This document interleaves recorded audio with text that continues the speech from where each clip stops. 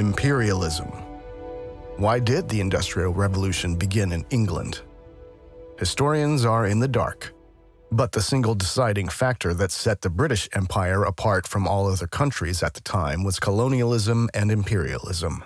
The British Crown controlled a large part of the so-called New World, and the Crown, of course, stole not only labor and goods, as historians like to portray, but the remaining knowledge from before the reset as well. And knowledge includes technologies.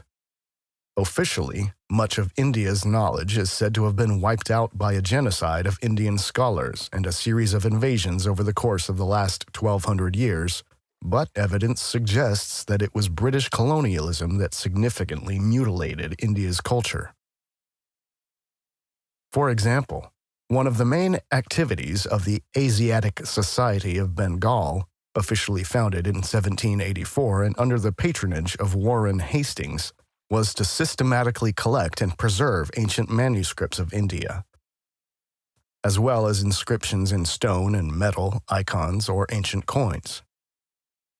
And Friedrich Max Müller, one of the founders of the Western academic field of Indian studies, was paid by the East India Trading Company to translate the Vedas, to distort them permanently, and to create arbitrary dates. Thus, on December 9, 1867, he wrote to his wife, I feel convinced, though I shall not live to see it, that this edition of mine and the translation of the Veda will hereafter tell to a great extent on the fate of India and on the growth of millions of souls in that country. It is the root of their religion, and to show them what that root is, I feel sure the only way of uprooting all that has sprung from it during the last 3,000 years. Friedrich Max Müller. In a book titled The Truth About Us, The Politics of Information and Society from Manu to Modi, Sanjoy Chakravorty shows that even the current understanding of the caste system was developed only during British colonial rule, at a time when the colonial powers' power over information was absolute. Anthropologist Susan Bailey noted that, well into the colonial period, much of the subcontinent was populated by people for whom the formal distinctions of caste were of limited importance, even in parts of the so-called Hindu heartland. The institutions and beliefs that are often described today as elements of the traditional caste system did not emerge until the early 18th century. Susan Bailey. Even the pre-colonial written records in royal court documents and travelogues studied by professional historians and philologists such as Nicholas Dirks, G.S. Guri, Richard Eaton, David Schulman, and Cynthia Talbot make little or no mention of the caste system. But back to the United Kingdom, for India has been called the jewel in the crown for good reason. Michelle Gibson writes, European colonialism intentionally created divides over almost the entire landmass of the earth, creating new countries from lands that were taken, as well as divisions and discords between people that originally existed in harmony worldwide. It also diagrams the means by which power and control were consolidated worldwide, mostly starting out as trading companies that ended up being very powerful in their respective regions.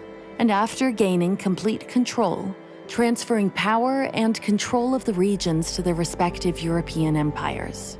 India was called the jewel in the crown of the British Empire, and its largest and most important overseas possession. Much of the British Empire was built around India, in order to provide routes to or protection for India. India was prosperous and rich in spices, silk, indigo, gold, cotton, and other products and resources. Trade with, and eventual political dominance of large parts of India was what provided Britain with large parts of its wealth in the 1700s through 1900s. We can imagine that before the reset, the European countries had embassies in India and there was a lively cultural exchange of values and goods, which collapsed only in the wake of the cataclysmic events. A new European elite took advantage of the power vacuum created by the collapse of the advanced civilizations and transformed the formerly existing trade structures into all-consuming power apparatuses.